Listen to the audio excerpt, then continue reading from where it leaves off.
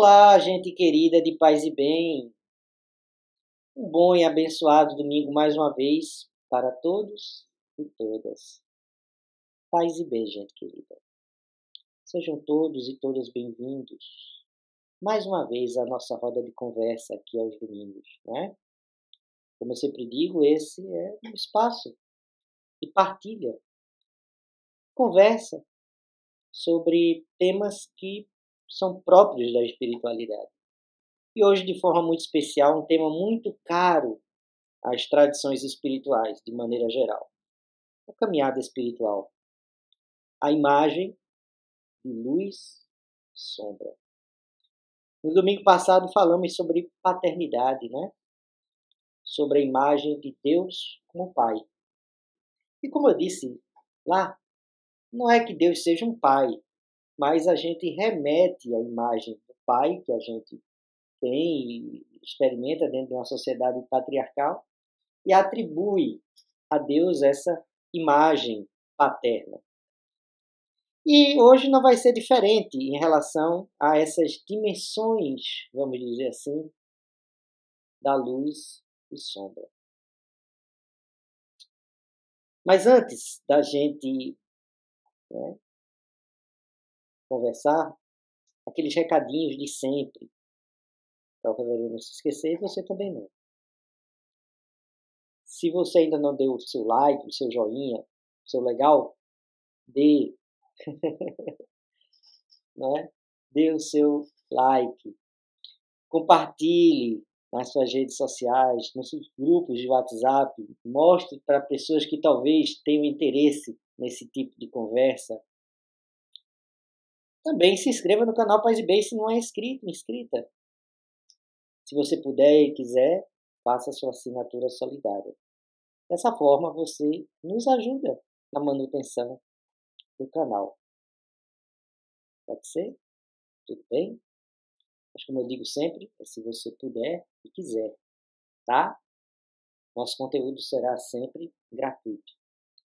Nós não temos membresia, né? E a forma de você colaborar conosco é fazer essa assinatura. Então, para os assinantes, as assinantes, nosso muito obrigado. Vamos lá. Dito os recados, agora propriamente a conversa.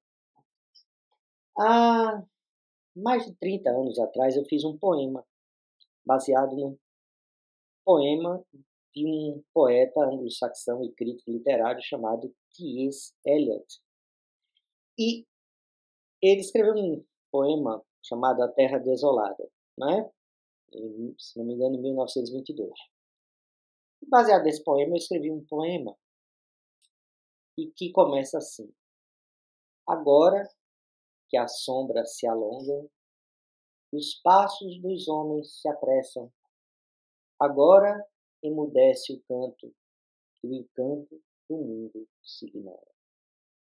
E assim vai o poema. E eu gostaria que a gente tomasse desse meu poema, para ser usado como mote, como provocação para essa reflexão, é que ele é um poema crepuscular. Ele fala sobre coisas, né, em que a luminosidade sobre elas, né, está sendo extinta. E a noite e as coisas próprias da escuridão começam a tomar conta. É aquele momento entre luz e escuridão.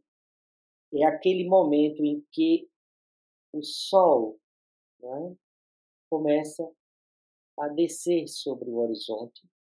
E, nesse sentido, a sombra das coisas se alonga.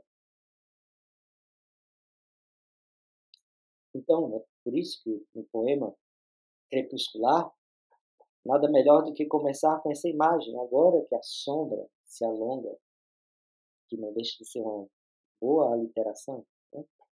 Mas o que eu quero aqui, mais do que falar do meu poema, ou fazer uma autocrítica sobre ele, ou as provocações da sua construção, é que a gente possa perceber que essas imagens de luz e sombra são muito recorrentes quando se fala, não é, da nossa caminhada espiritual. Fala da nossa caminhada existencial. Fala de nossa caminhada como civilização.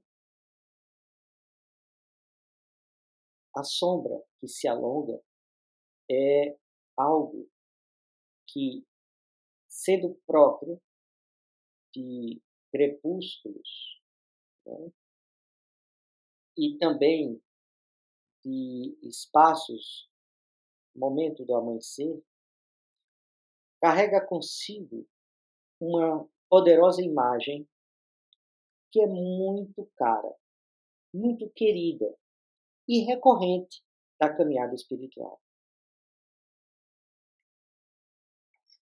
A gente vive, por conta do que eu disse antes, num mundo fenomênico. As coisas, né, aparecem assim para nós como experiência de luz e sombra, dia e noite, positivo e negativo, luz e escuridão. A gente sempre, né, na nossa existência cotidiana, né, essa experiência, calor e frio, né, inverno e verão, e as modalidades dessa experiência de calor, de verão e inverno, primavera e outono, como espaços de transição. O que eu quero que a gente perceba é que a nossa imagem das tradições espirituais, seja no Ocidente, mesmo no Oriente, carregam essa imagem. Assim como no domingo passado falamos sobre a imagem da paternidade que a gente atribuímos a essa caminhada espiritual a uma progressiva iluminação, né? O budismo, por exemplo, fala do ápice, pelo menos do caminho, é a iluminação, a condição búdica, né? Na, na tradição cristã ocidental, a questão da iluminação também passa pela ideia mesma do Cristo ressuscitado, luminoso. E se a gente for para ao longo da experiência mística, de tantos místicos e místicas, essa ideia da luz, né, vai estar presente, e que essa luz revela, ou essa luz fala, ou essa luz diz, né? Essa luz sempre é algo que carrega consigo a experiência luminosa, né, do divino, revela a divindade. Se a gente for, por exemplo, para as experiências de quase morte, que eu já falei uma vez aqui, para além de qualquer juízo que se faça sobre elas, as pessoas relatam que encontraram, às vezes, seres luminosos, né, e que elas foram para lugares luminosos, cheios de muita luz, e essas experiências sempre foram maravilhosas, de plenitude, de paz, de grande alegria, de completude, de uma experiência oceânica, de êxtase.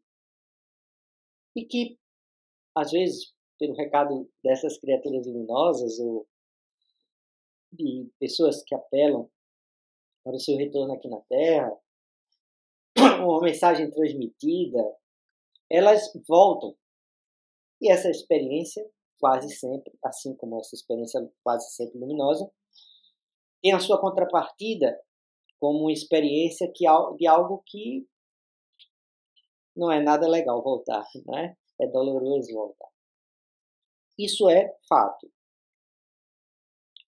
E por que eu estou falando dessa questão da luz e sombra ou escuridão? Não é? Resgatando essa imagem da caminhada religiosa, ou melhor dizendo, da caminhada espiritual, como algo que é um progressivo processo de iluminação. Porque, na verdade, há uma crença generalizada, particularmente quando nós somos tocados ou somos chamados a essa caminhada, a viver junto a esse processo progressivo de iluminação, a enfrentar as dimensões sombrias. Isso nos sublinha o Carl Gustav Jung, que o processo de individuação, o processo de confronto com esse inconsciente, imaginado ou sentido como algo da esfera do não iluminado, algo ali que tem a ver com essa coisa escondida ou oculta, profunda, subterrânea do inconsciente, você progressivamente vai lidando com dimensões, para o Jung, em você sombrias.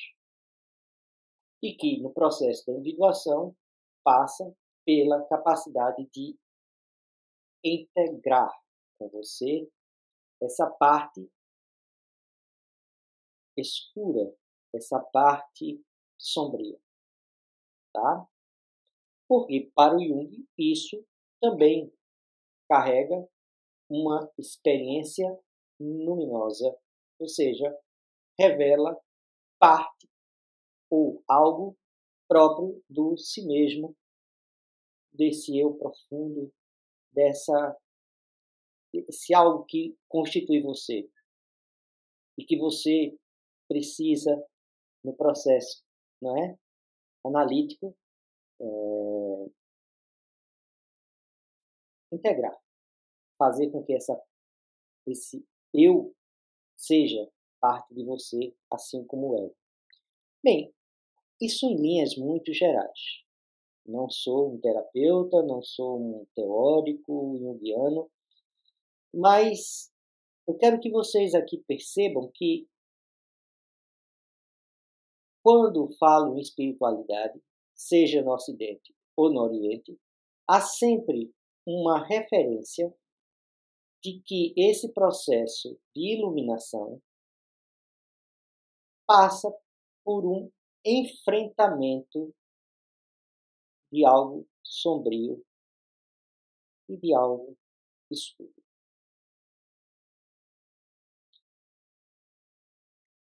Às vezes, nas vertentes esotéricas contemporâneas, há um grande apelo, eu vejo, nas dimensões luminosas, nas dimensões da luz. E, em vez de um elemento de polaridade, às vezes me parece um discurso de exclusão.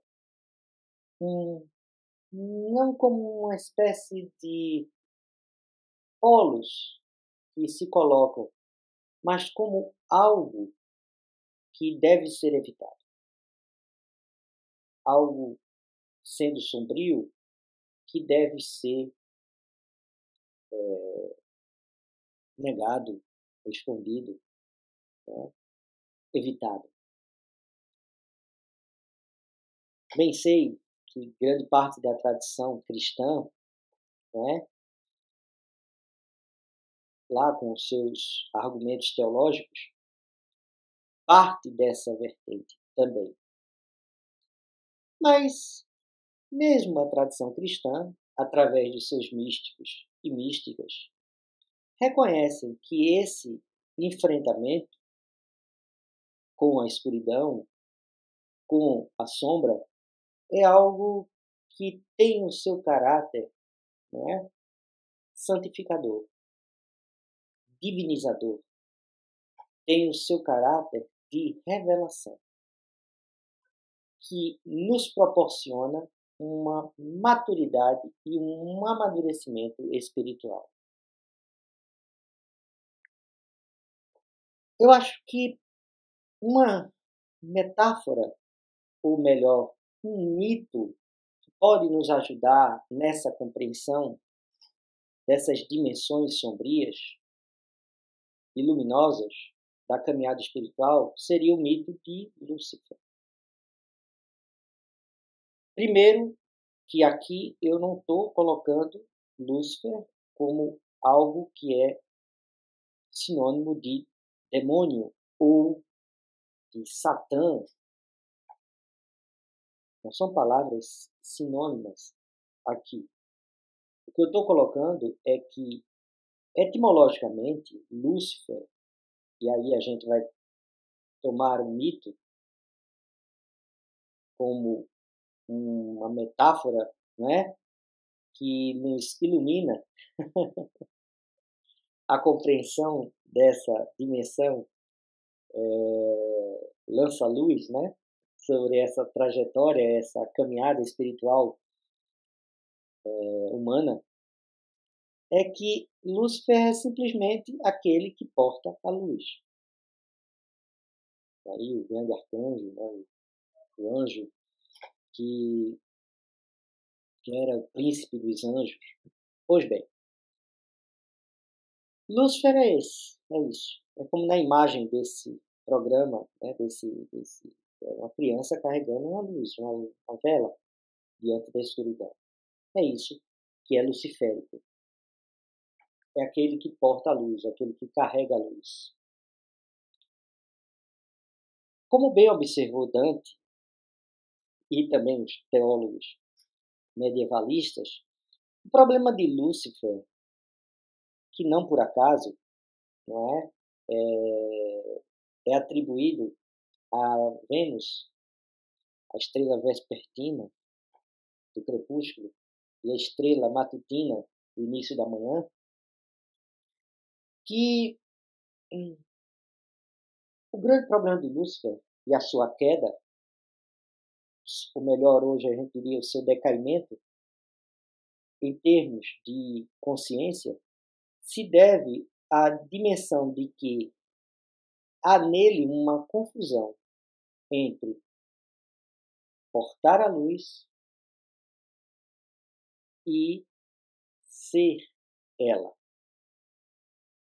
Em outras palavras, a luz que Lúcifer porta não é ele. Ele porta a luz que é divina, que é sobrenatural, não é? E por isso luminosa. Mas algo nele, ou como em qualquer criatura, dentro do mito luciférico, é algo que tem que ser reconhecido, assumido, colocado. É algo que faz parte constitutiva, não é, de toda criatura, mesmo aquelas angélicas. E aí o Lúcifer, por uma questão, né, no mito de vaidade, começa a assumir para si, ou tomar para si, a dimensão luminosa. E em vez de portar a luz, ele assume a identidade da luz. E aí ele se acha luminoso.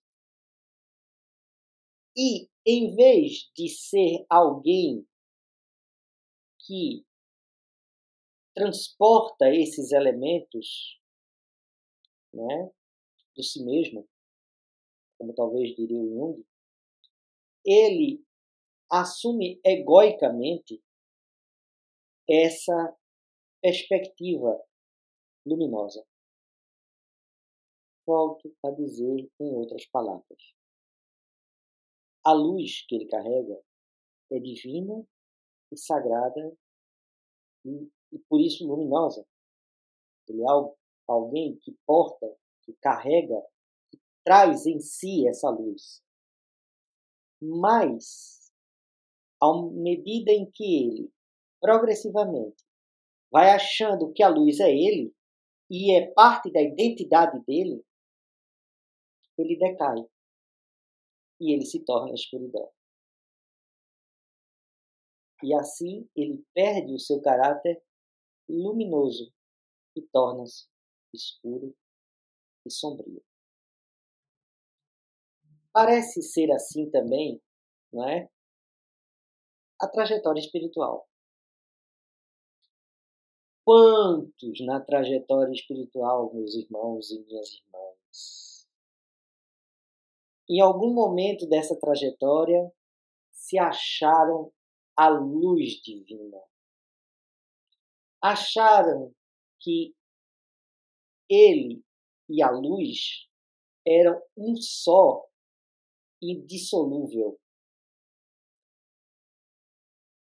Perderam essa capacidade de ver essa luz como algo que os iluminava e começaram a se achar luminosos demais. Por isso, já que eu sou luminoso, para quê, não é? Qual é o resultado disso? O resultado disso é o decaimento, é a perda da luminosidade, é tomar essa dimensão sombria como parte de si. Como essa parte sombria é sempre uma parte inconsciente, é uma parte plutoniana, né? É uma parte que vive recalcada, como talvez diria o Freud, algo que vive lá, latente, na sombra. Essa imagem de luz e sombra, a sua metáfora, que parte de uma experiência humana cotidiana de dia e noite, de frio, calor, positivo e negativo, essa imagem pode ser uma boa porta de entrada, um bom acesso a uma nova forma de encarar, ou melhor, entender a experiência espiritual. Se todos e todas somos, e assim nós somos, portadores da luz divina, pessoas que abrigam dentro dos seus corações essas dimensões luminosas, nós precisamos reconhecer que há muita escuridão em nós. Por isso a gente deve ter muito cuidado quando a gente, por exemplo, diz, quando alguém faz um crime, assim, né, algo terrível acontece, né, aqueles assassinatos, meu Deus, aquelas coisas terríveis, e aí as pessoas dizem, é um monstro. Não, minha gente. Não há monstros. Há pessoas. É gente. São pessoas. A gente tem que ter muito cuidado em não perder de vista essa dimensão humana do sombrio e do escuro em nós. Mas que isso não nos assuste. Não seja algo que provoque em nós, não é, uma obsessão que faça com que a gente se torne alguém angustiado e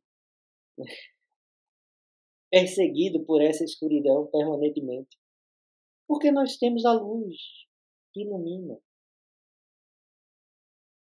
que nos ajuda, que nos guia, que, né, ilumina os nossos passos, ilumina nós, os nossos atos. E essa luz está em nós, que provém de Deus. Que nós, né, não caiamos na cilada do Lúcifer. Que coitado, coitadinho, né? Aqui vai uma ironia. Coitadinho. Achou que ele era a luz, em vez de ser portador dela. E quando isso acontece, a escuridão vem e toma conta de tudo.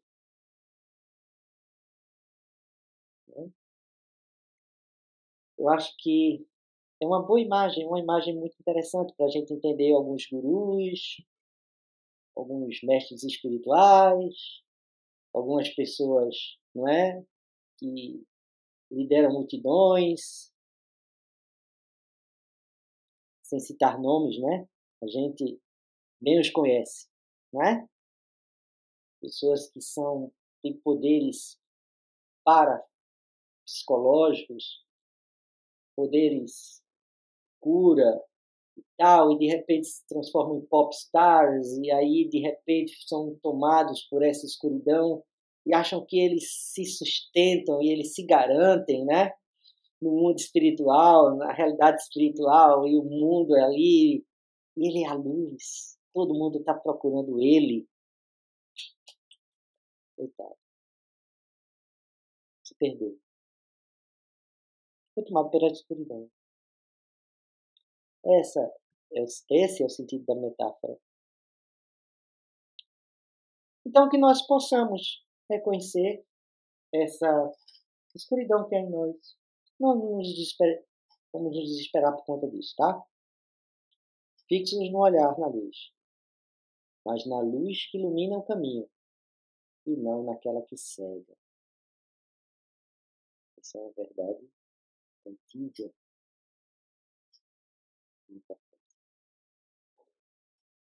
Pois bem, já avancei demais o tempo, o nosso tempo. Fica aqui, gente, meu muito obrigado pelas palavras carinhosas de sempre que vocês deixam aqui nos comentários, né? Eu leio todos os comentários. Muito obrigado. E convido vocês às 21 horas, né, nos encontrarmos na oração ao fim do dia. Tá? De domingo a domingo, às 21 horas, aqui no canal Paz e Bem. Você é convidado. Deixo todos e todas com uma bênção muito especial. Que Deus abençoe essa semana, que Deus abençoe esse resto de domingo, que esteja sobre você sempre uma luz que provém do alto, iluminando seu caminho, e que a escuridão seja um espaço de recolhimento.